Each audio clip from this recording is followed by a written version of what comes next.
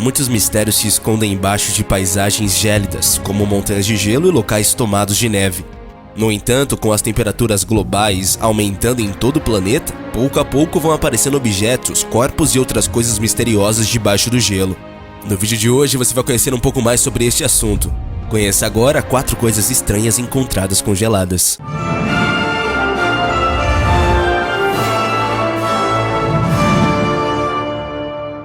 A donzela.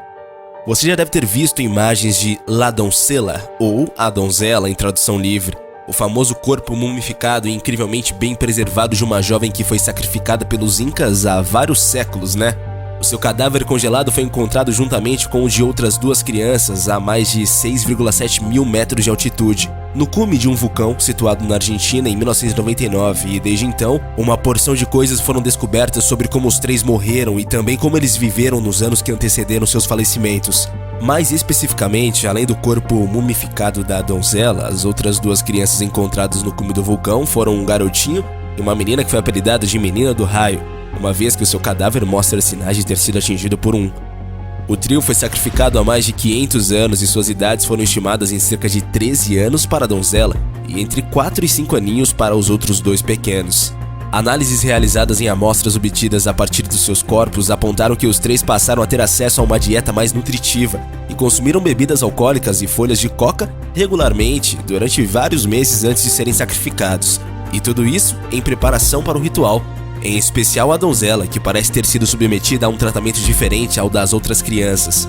Os cientistas estabeleceram que a mais velha das crianças parece ter recebido quantidades bem maiores de coca e álcool do que os outros 2, e considerando que as folhas de coca eram altamente controladas pelos Incas na época em que os sacrifícios aconteceram, isso indica que a donzela seria a mais privilegiada do trio. Os pesquisadores suspeitam que depois de a garota ser selecionada para o ritual, ela provavelmente passou por uma troca de classe social e se tornou uma figura importante para o Império.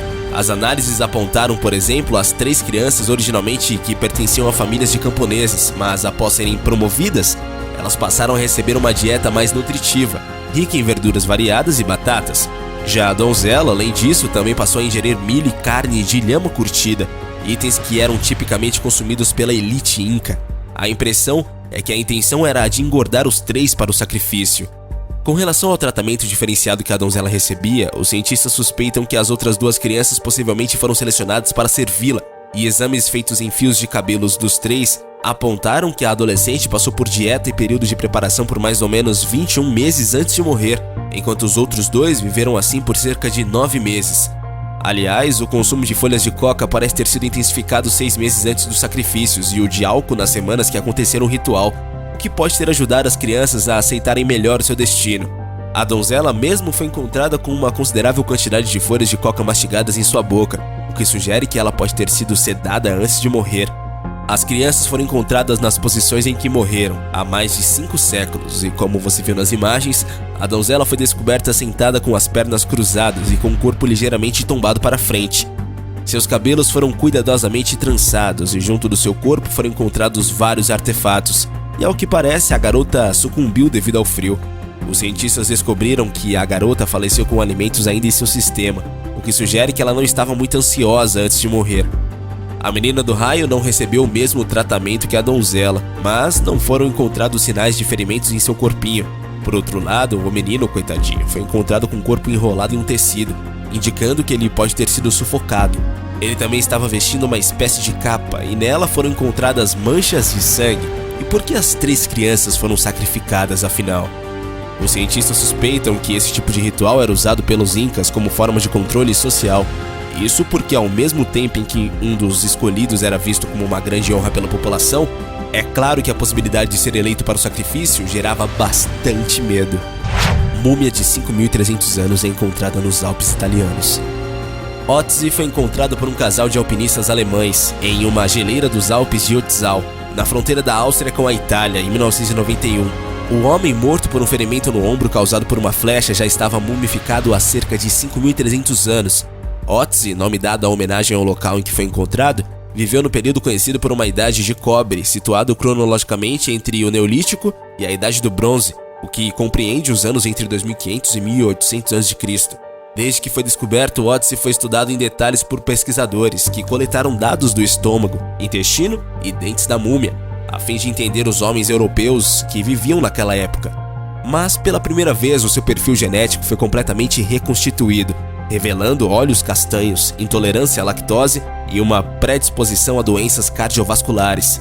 Ele está mais relacionado a populações modernas de Córcega e Sardenha do que à área continental da Itália mais ao sul, disse a agência Reuters Angela Graffen, uma das autoras do estudo.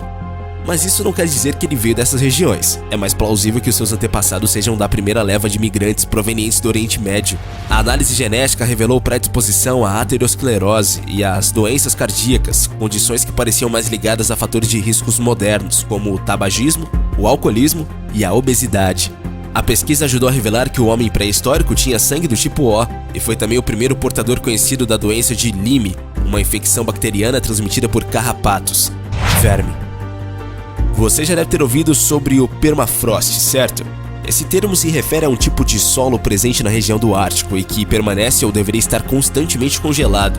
No entanto, com a elevação das temperaturas globais, o permafrost de algumas áreas está descongelando, e enquanto em determinadas partes, o derretimento está revelando artefatos arqueológicos que permaneceram durante milênios em meio a esse solo. O degelo vem liberando outras surpresas. Impressionante. Pois, com uma dessas surpresinhas que um time de cientistas estudando o permafrost na Sibéria se deparou recentemente. Os pesquisadores recolheram cerca de 300 vermes em duas áreas diferentes, animais da época do Pleistoceno, que estão ressurgindo com o derretimento do solo. E entre esses bichos todos que permaneceram milhares de anos enterrados, os cientistas encontram criaturas que depois de descongelarem voltaram à vida. Os pesquisadores identificaram os vermes como sendo nematódios, e em laboratório eles determinaram que um deles, descoberto no interior de uma toca de um esquilo pré-histórico, tinha nada menos do que impressionante 32 mil anos. E esse nem foi o mais ancião dos bichos. Outro exemplar coletado pelos cientistas bateu os 41,7 mil anos, e tanto esse como o outro aparentemente são fêmeas, e depois de voltar à vida, inclusive começaram a se alimentar novamente.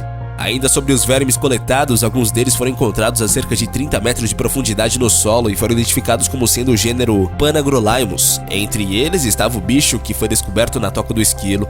Já o exemplar mais velho foi classificado como sendo o gênero Plectus, e esse foi coletado com outros tantos indivíduos a apenas 3,5 metros de profundidade, despertando do passado. Por um lado, temos um fator bastante interessante com a descoberta desses vermes, capazes de permanecer congelados por milhares de anos e voltar à vida. Afinal, essa característica pode ser estudada pelos cientistas e permitir avanços na área da criobiologia, criomedicina e da astrobiologia, por exemplo.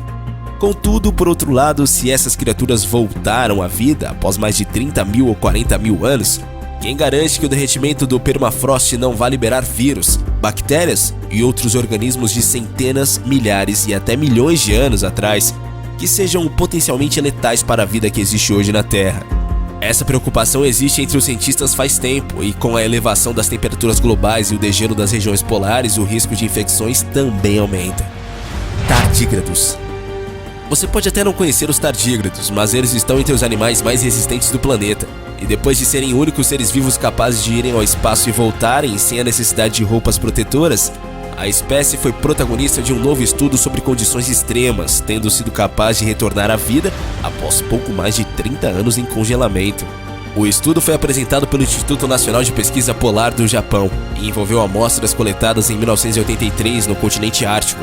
Desde então, 2 tardígrados, pequenos animais microscópicos, semelhantes a artrópodes, permaneciam armazenados em uma temperatura de 30 graus Celsius negativos, da qual foram descongelados apenas no final de 2014. Após 20 dias de inatividade, um deles morreu. 9 dias depois, entretanto, o segundo espécime restabeleceu todas as suas condições normais de vida. Tal fenômeno, de acordo com os cientistas, pode ser explicado de acordo com uma das principais características dos tardígrados. Também conhecidos como ursos d'água, eles são capazes de praticamente desligar seus metabolismos sempre que detectam condições hostis, permanecendo assim por longos períodos de tempo com pouco ou nenhum dano oxidante. Tal aspecto já era conhecido, mas nunca foi colocado à prova em condições tão extremas quanto 3 décadas em congelamento. Para os responsáveis pelo estudo, a descoberta não apenas deve lançar mais luz sobre os sistemas de sobrevivência usados pelo animal, um estudo que é chamado pela ciência de criptobiótico, mas também pode resultar em testes com outras formas de vida no futuro. Desde que, claro, a ciência seja capaz de reproduzir tal fenômeno também nas células de outros seres vivos. A ideia de ser congelado e voltar à vida pode ainda ser uma realidade distante, se é que um dia realmente vai existir. A pesquisa com os tartígrados, entretanto, representa o principal caminhar nesse sentido feito pela ciência no momento, e o mais próximo que estamos de uma ideia que até então somente foi vista no cinema. Mas e você? Já tinha ouvido falar sobre esse assunto? Deixe pra gente a sua opinião nos comentários. Valeu e até a próxima, galera aqui do Universo Curioso.